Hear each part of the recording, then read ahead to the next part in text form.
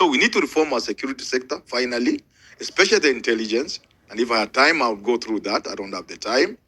We reform the security sector up to a point where they can communicate with the public. And that will mean creating the communication infrastructure.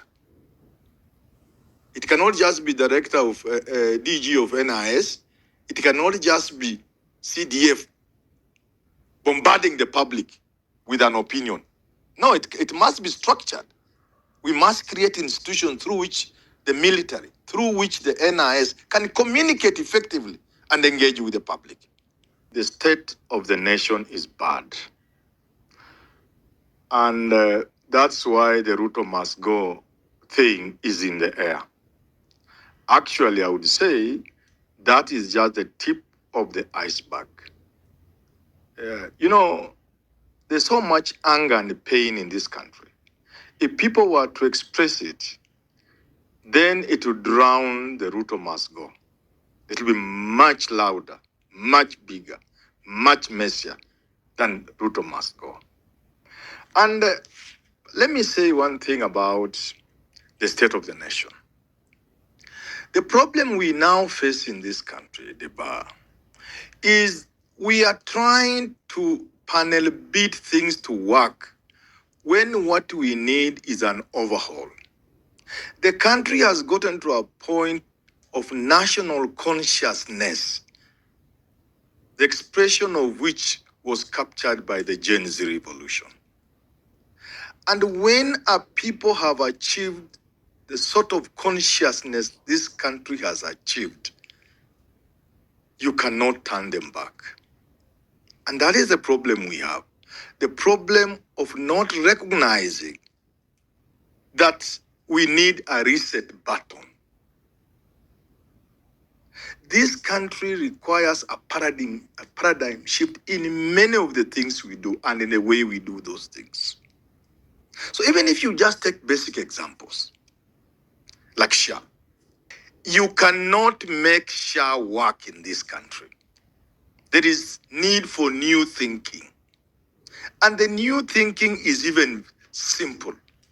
We are trying to complicate things which are supposed to be basically very simple.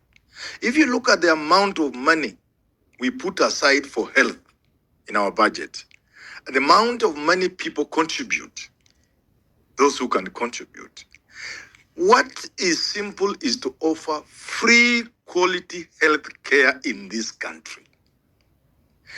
America can afford to give everybody free health care, quality, but they don't do it because they are a capitalist society and you need the various players, the medicals, the pharmaceuticals, they have to participate in the economy as capitalists. So you cannot give free medical health care in America because you will cripple the economy and the other players.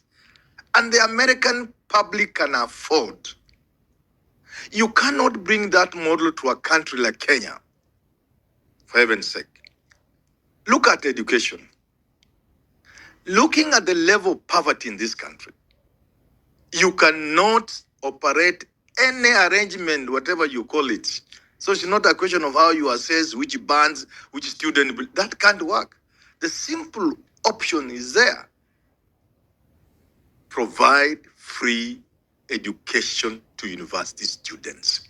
Otherwise, you are creating a monster that will devour all of us. Why? Education at university will remain a preserve of the rich and the thieves. There are going to be so many students from university who start university, can't finish, and they drop out of university and spill into the streets.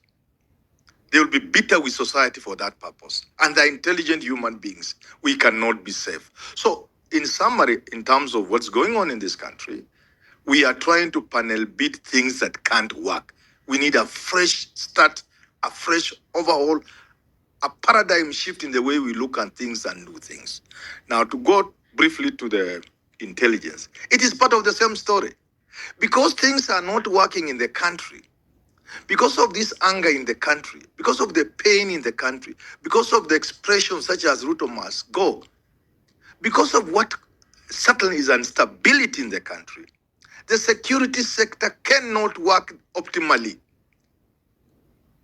Bad politics in our country, instability in our country affects the military. It affects the intelligence. It affects the entire security sector, and they can't work optimally. That's what we are facing in this country. So you see, in terms of what the CDF said, and I produced a video on that, and the intelligence boards, you see, if there was time, we could go into a bit of history, but let's not go there. Let's just say that it is important for the security sector to open up and engage with the public. You can see CIA, they interact with the public.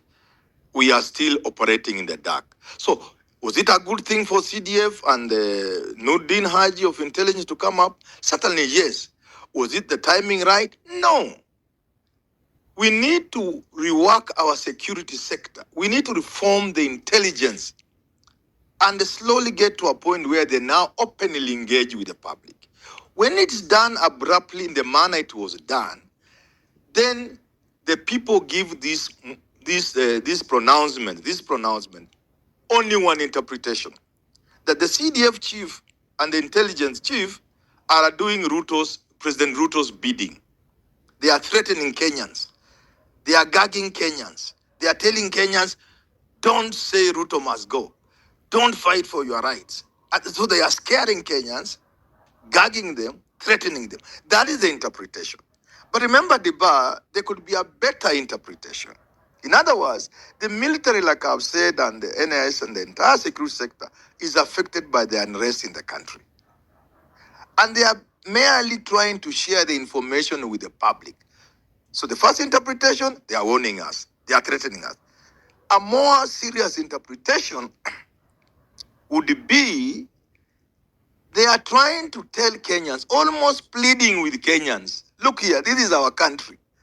It would appear we are not aware that we could be crashing this plane called Kenya. So what I'm saying is, therefore, in summary, it was a good thing to open up, but the interpretation that people would give, because they didn't control the narrative thereafter, the interpretation is they were scaring people. Yet there is a better interpretation, is they are trying to share with the public. But they are doing it before they prepare the same public. So we need to reform our security sector, finally, especially the intelligence. And if I had time, I would go through that. I don't have the time. We reform the security sector up to a point where they can communicate with the public. And that will mean creating the communication infrastructure. It cannot just be director of DG of NIS. It cannot just be CDF bombarding the public with an opinion. No, it must be structured. We must create institutions through which the military, through which the NIS can communicate effectively and engage with the public. Let me stop there for now.